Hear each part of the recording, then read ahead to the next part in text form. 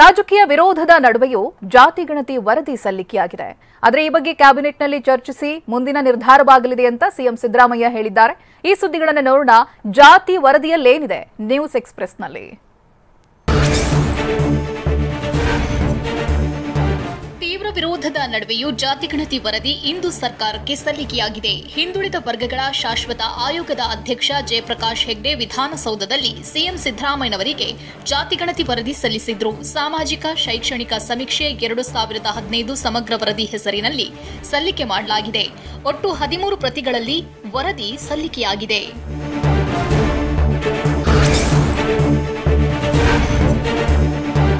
5,98,00,000 ಮಂದಿಯ ಸಮೀಕ್ಷೆ ಜಾತಿ ಗಣತಿ ವರದಿಯಲ್ಲಿದೆ ಎನ್ನಲಾಗಿದೆ. ರಾಜ್ಯದಲ್ಲಿ ದಲಿತರ ಪ್ರಮಾಣವೇ ಹೆಚ್ಚಿರುವ ಸಾಧ್ಯತೆ ಇದೆ. ರಾಜ್ಯದಲ್ಲಿ ಕುರುಬರೇ ಅತ್ಯಂತ ಹಿಂದುಳಿದವರು ಎನ್ನಲಾಗಿದೆ. ಸಮೀಕ್ಷೆಯಲ್ಲಿ 1,351 ಜಾತಿಗಳನ್ನ ಸಮೀಕ್ಷೆಗೆ ಒಳಪಡಿಸಲಾಗಿದೆ. ಸಮೀಕ್ಷೆಯಿಂದ ಹೊರಗುಳಿದವರ ಪ್ರಮಾಣವೇ 32 ಲಕ್ಷ ಎನ್ನಲಾಗಿದೆ.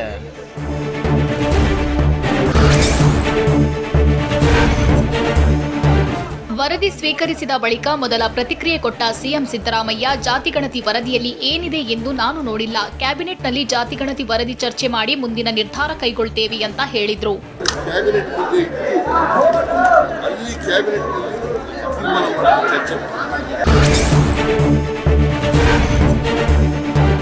ನಾವು ಸಿದ್ಧಪಡಿಸಿದ ಜಾತಿ ಗಣತಿ ವರದಿ ಸೋರಿಕೆಯಾಗಿಲ್ಲ ಅಂತ ವಿಧಾನಸೌಧದಲ್ಲಿ ಜಯಪ್ರಕಾಶ್ ಹೆಗ್ಡೆ ಹೇಳಿದ್ರು.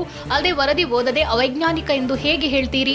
ಇನ್ನು 1,60,000 ಅಧಿಕಾರಿಗಳಿಂದ ದತ್ತಾಂಶ ಸಂಗ್ರಹಿಸಲಾಗಿದೆ ಅಂತ ಹೇಳಿದ್ರು. ನಾವು ವರದಿಯನ್ನು ಸರ್ಕಾರಕ್ಕೆ ಒಪ್ಪಿಸ್ತೇವೆ.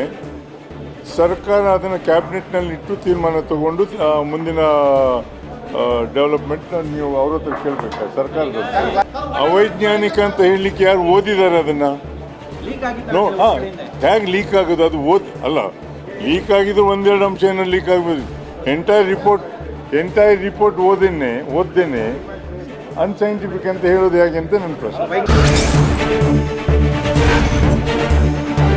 ಕಾಂತರಾಜು ಸಮಿತಿ ದತ್ತಾಂಶವನ್ನ ಸಂಗ್ರಹ ಮಾಡಿತ್ತು. ಆ ದತ್ತಾಂಶ ಪ್ರಕಾರವೇ ವರದಿ ಸಿದ್ಧಪಡಿಸಲಾಗಿದೆ ಅಂತ ಜಯಪ್ರಕಾಶ್ ಹೆಗ್ಡೆ ಹೇಳಿದ್ರು. 2014-15ರಲ್ಲಿ ಡಿಸಿಗಳ ನೇತೃತ್ವದಲ್ಲಿ ದತ್ತಾಂಶ ಸಂಗ್ರಹಿಸಲಾಗಿದೆ. ಈ ವರದಿಗೆ ಕಾರ್ಯದರ್ಶಿ ಸದಸ್ಯರ ಸಹಿಯೂ ಇದೆ ಅಂತ ಹೇಳಿದ್ರು. 2014-15ರಲ್ಲಿ ಏನು ರಾಜ್ಯದಾದ್ಯಂತ ಜಿಲ್ಲಾಧಿಕಾರಿಗಳ ನೇತೃತ್ವದಲ್ಲಿ ಸುಮಾರು 1,33,000 ಟೀಚರ್ಸು ಮತ್ತು ಅಧಿಕಾರಿಗಳು ಸೇರಿ 1,60,000 ಅಧಿಕಾರಿಗಳು ಏನು ದತ್ತಾಂಶವನ್ನು ಸಂಗ್ರಹ ಮಾಡಿದರು. ಜಯಪ್ರಕಾಶ್ ಹೆಗ್ಡೆ ವರದಿ ಸಲ್ಲಿಸಿರುವುದು ಸಂತಸ ತಂದಿದೆ ಅಂತ ಟಿವಿ9ಗೆ ಆಯೋಗದ ಸದಸ್ಯ ಶಾರದಾ ನಾಯ್ಕ್ ಹೇಳಿದ್ದಾರೆ. ಸಾಕಷ್ಟು ಅಂಶ ಇಟ್ಕೊಂಡು ಅಭಿಪ್ರಾಯ ಮತ್ತು ಸಾಕಷ್ಟು ದತ್ತಾಂಶಗಳನ್ನ ಈ ವರದಿ ಒಳಗೊಂಡಿದೆ ಅಂತ ಹೇಳಿದ್ರು. ಇವತ್ತು ವರದಿ ಸಲ್ಲಿಕೆ ಏನು ಆಯಿತು, ನನಗೆ ಆ ಒಂದು ಒಟ್ಟಾರೆ ಈ ಒಂದು ತಂಡದ ಒಬ್ಬ ಸದಸ್ಯ ಆಗಿದೆ ಅನ್ನೋದ್ರ ಬಗ್ಗೆ ನನಗೆ ತುಂಬ ಖುಷಿ. ಜಾತಿ ಗಣತಿ ವರದಿಯಲ್ಲಿ ಏನಿದೆ ಅನ್ನೋದು ನೋಡ್ತೀವಿ, ಆದ್ರೆ ಲಿಂಗಾಯತ ಸಮುದಾಯಕ್ಕೆ ಅನ್ಯಾಯ ಆಗಬಾರ್ದು ಅಂತ ಸರ್ಕಾರಕ್ಕೆ ಸಚಿವ ಎಂಬಿ ಪಾಟೀಲ್ ಪರೋಕ್ಷ ಎಚ್ಚರಿಕೆ ಕೊಟ್ಟರು. ಇನ್ನು ಜಾತಿ ಗಣತಿ ವರದಿ ನೋಡಿ ಆಮೇಲೆ ಮಾತನಾಡ್ತೇನೆ ಅಂತ ಹೇಳಿದ್ರು. ಕೆಲವು ಸಂದೇಹಗಳು ನಮಗೆಲ್ಲ ಇತ್ತು.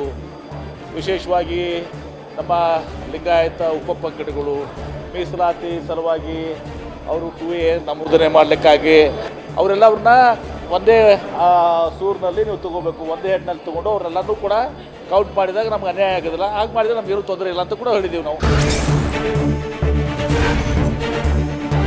ಕಾಂತರಾಜು ಸಮಿತಿಯ ವರದಿ ಸಲ್ಲಿಕೆಗೆ ನನ್ನ ವಿರೋಧ ಇದೆ ಅಂತ ಕಾಂಗ್ರೆಸ್ ಶಾಸಕ ವಿನಯ್ ಕುಲಕರ್ಣಿ ಹೇಳಿದ್ದಾರೆ. ಕಾಂತರಾಜು ಸಮಿತಿ ವರದಿ ಅವೈಜ್ಞಾನಿಕವಾಗಿದೆ, ಹೀಗಾಗಿ ಲಿಂಗಾಯತ ಒಕ್ಕಲಿಗ ಸಮುದಾಯದ ವಿರೋಧವಿದೆ ಅಂತ ಹೇಳಿದ್ರು.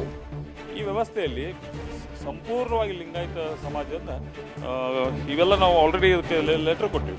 ಇವನ್ ನಮ್ಮ ಮಹಾಸಭಾದಿಂದ ಕೂಡ ಲೆಟರ್ ಕೊಟ್ಟಿವಿ. ಇದು ಭಾಳ ದೊಡ್ಡ ಪೆಟ್ಟು ಬೀಳುವಂಥ ವ್ಯವಸ್ಥೆ ಇದು ಭಾಳ ಒಂದು ದೊಡ್ಡ ಹುನ್ನಾರ ನಡೆದಿದೆ ಅನ್ನುವಂಥ ಕೂಡ ನಾವು ಹೇಳ್ಬೋದು.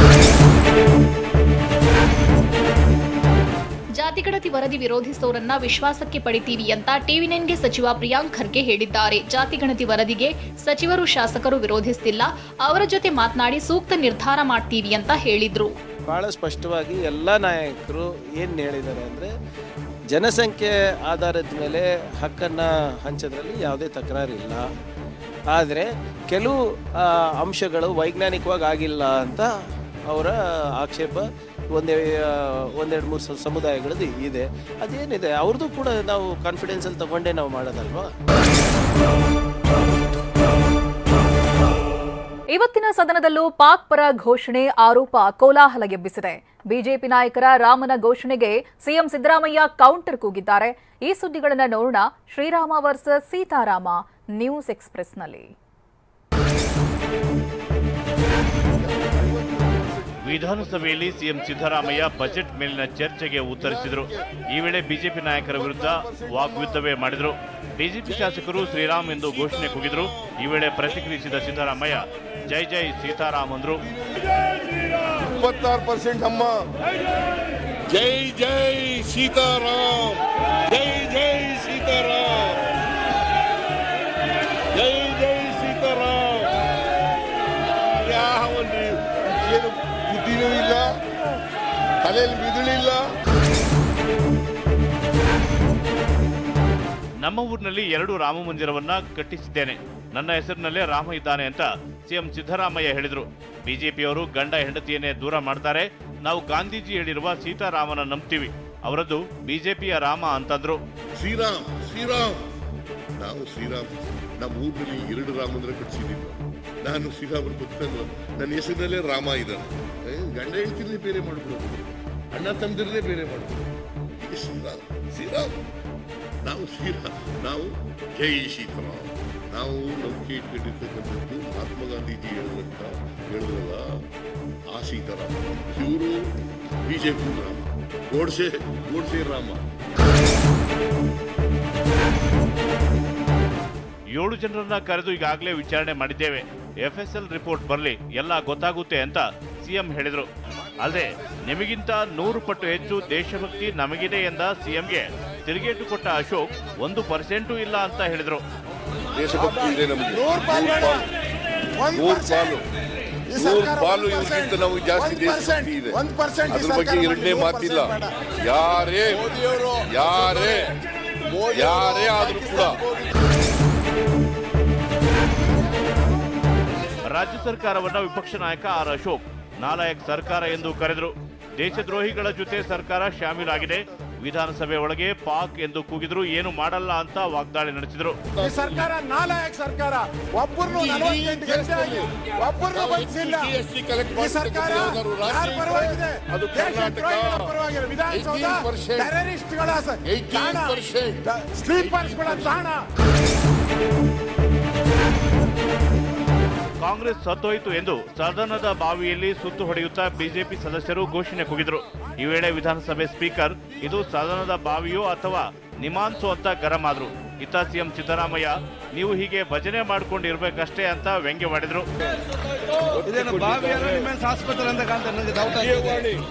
ಸಿದ್ದರಾಮಯ್ಯ 15ನೇ ಬಜೆಟ್ ನೀವು ಹೀಗೆ ಭಜನೆ ಮಾಡ್ಕೊಂಡೇ ಇರ್ಬೇಕಷ್ಟೇ. ನಿಮ್ಗೇನು ಜನ ಆಶೀರ್ವಾದ ಮಾಡಲ್ಲ, ಭಜನೆ ಮಾಡ್ಕೊಂಡೇ ಇರ್ಬೇಕು ಇವರು.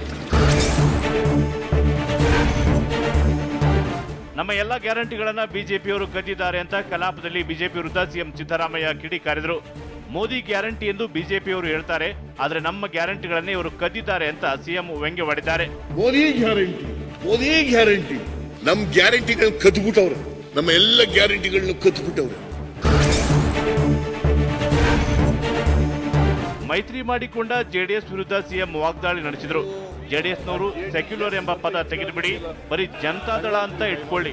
ಆ ಪಕ್ಷ ಕಟ್ಟಿದಾಗ ನಾನು ಮೊದಲ ಅಧ್ಯಕ್ಷ ಆಗಿದ್ದೆ ಅಂತ ಗುಡುಗಿದ್ರು. ನೀವು ಆ JDS ಅಂತ ಇಟ್ಕೊಳ್ಳೋದು ಇದೆಯಲ್ಲ, JD ಜನತಾದಳ ಸೆಕ್ಯುಲರ್ ತಗದಾಕ್ಬಿಡಿ, ದಯಮಾಡಿ ತಗದಾಕ್ಬಿಡಿ. ಬರೀ ಜನತಾದಳ ಅಂತ ಇಟ್ಕೊಳ್ಳಿ, ಜನತಾದಳ ಬಿಜೆಪಿ ಅಂತ ಇಟ್ಕೊಳ್ಳಿ. ಇನ್ನು ಮುಂದೆ JDS ಅಂತ ಇಟ್ಕೊಳ್ಳೋದು ಬೇಡ. ಯಾಕಂದ್ರೆ ನಾನು ಆ ಪಾರ್ಟಿ ಕಟ್ಟಿದಾಗ ನಾನು ಮೊದಲನೇ ಅಧ್ಯಕ್ಷ, ಕರ್ನಾಟಕದ ಮೊದಲನೇ ಅಧ್ಯಕ್ಷ. ಇತ್ತ ಪರಿಷತ್ನಲ್ಲಿ ಪಾಕ್ ಜಿಂದಾಬಾದ್ ಜಟಾಪಟಿ ಜೋರಾಗಿತ್ತು. ದೇಶಭಕ್ತಿ ಬಗ್ಗೆ ಮಾತಾಡೋ ನೈತಿಕತೆ ಬಿಜೆಪಿಗಿಲ್ಲ. ಸ್ವಾತಂತ್ರ್ಯ ಹೋರಾಟದಲ್ಲಿ RSSನವರು ಭಾಗಿಯಾಗಿಲ್ಲ ಅಂತ ಸಿದ್ದರಾಮಯ್ಯ ಕೆಂಡ ಮಂಡಲರಾದ್ರು. ಫಿಟ್ ಇಂಡಿಯಾ ಮೂವ್ಮೆಂಟ್, ಬ್ರಿಟಿಷರೇ ಭಾರತವನ್ನು ಬಿಟ್ಟು ತೊಲಗಿ. ಎಲ್ಲಿದ್ರು ಇವರು?